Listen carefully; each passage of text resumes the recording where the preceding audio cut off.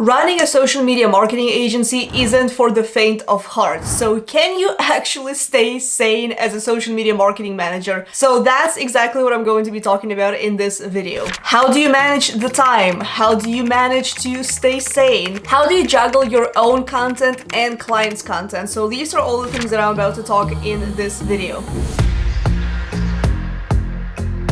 Let's first address the big elephant in the room, and that is that word balance. Is there such a thing as balance? Some people believe there is.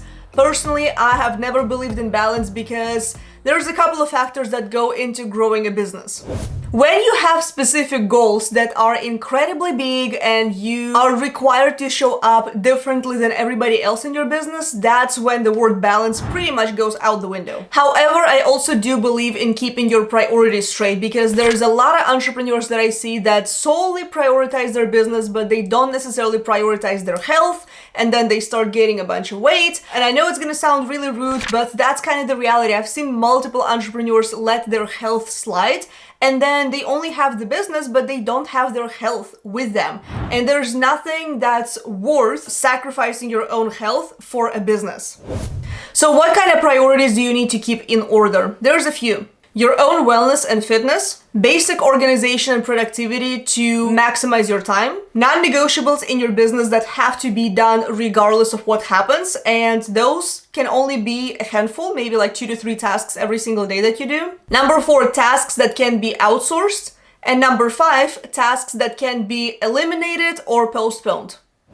So in order for me to keep my own sanity as a social media marketing manager and a business owner, there's a couple of things that I do in my business. First of all, it is organization and overall productivity, and I always try to systemize things as much as possible, because that allows me to bring on more clients and have some sort of peace in my mind. So those couple of things that I try to keep as organized as possible include my content and my day-to-day marketing activities, my business systems like lead generation, client onboarding, client offboarding, things like sending out contracts, sending out invoices, sending out client onboarding forms, sending out client gifts, whatever the case may be. I try to have as many systems already set up, not only systems, but also templates, because some things cannot necessarily be automated, but there are systems and templates involved in them. And the other thing that I do in my business as well is plan and schedule ahead of time. Like, I'm recording this video for whichever date you're gonna see it on. It's likely going to be like a week ahead of time. That's what I do for my YouTube channel right now. I plan and schedule 1 to 2 weeks in advance. My YouTube long form content like this usually gets planned 1 to 2 weeks in advance, and my YouTube shorts that you see on this channel, I plan them out about a month ahead of time, and I record them ahead of time.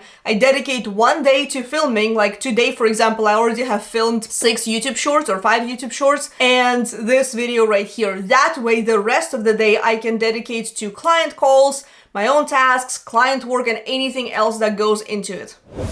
Now, the other thing that I also keep streamlined and organized as much as possible is the client work. And those include a couple of things. Client content calendars, because I do manage clients' content. That's the main task that we are focused on. Client communication, like there has to be communication, otherwise it's very challenging to work with clients. And the other thing is also planning ahead of time.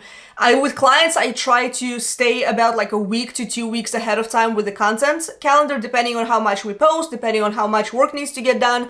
But that's usually planned out 1 to 2 weeks in advance. The other thing that really has helped me stay sane in 2023 in particular, and that has been in the month of February, is outsourcing. That is something that I have started focusing on a little bit more heavier on this year, because there are certain things that I do not necessarily enjoy as much, or should I even say, not that I don't enjoy them, but they take me way longer than they should. Like, I have no time spending hours of my time editing my YouTube videos, so this is the first task that I outsourced, and my editors do not only such a much better job at editing, but it looks like the channel is actually growing. growing, so that's what matters. And I don't have to spend that time. All I have to do for myself right now is record the content, send it off, make sure it's organized as well for them to like not have to search for things to add to the video and stuff like that. That way I can focus on all the other tasks. So for me, they currently work about 25 hours a week for me. So those 25 hours a week, I pretty much buy back my time. You know what I mean? So those 25 hours a week, I can spend on client outreach, I can spend on client work, I can spend in Facebook groups going and finding new clients. And now, last but not least question that you came here to this video is it actually possible to stay sane?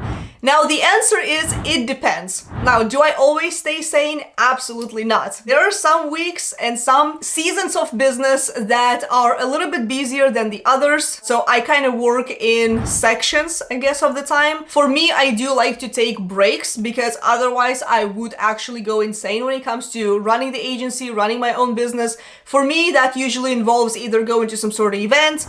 I know marketing event may not be necessarily a break, but I also have like a trip usually planned out around that, so I can kind of unplug and get maybe some new perspectives on the business, get some inspiration from outside of the event or just like from overall like traveling or whatnot. So like I said, there are two types of seasons that we have of the business. Either the times when we are incredibly busy, like bringing on clients, working on the systems and all that type of stuff. But then there's also the types of seasons where you may not have as much work. It may be a little bit more chill. So for example, during the month of December, I didn't necessarily do as much client outreach. I did a lot of behind the scenes work. I worked on my YouTube channel. I worked on my own content. I cleaned up a lot of my business systems. I cleaned up my digital files and stuff like that. So it was a lot more chill. But during the month of, let's say, January and February, it has been incredibly busy, even despite me taking a trip to Portugal, which was sort of a break. But at the same time, you have to kind of manage your energy. You have to manage what you can do in a single day.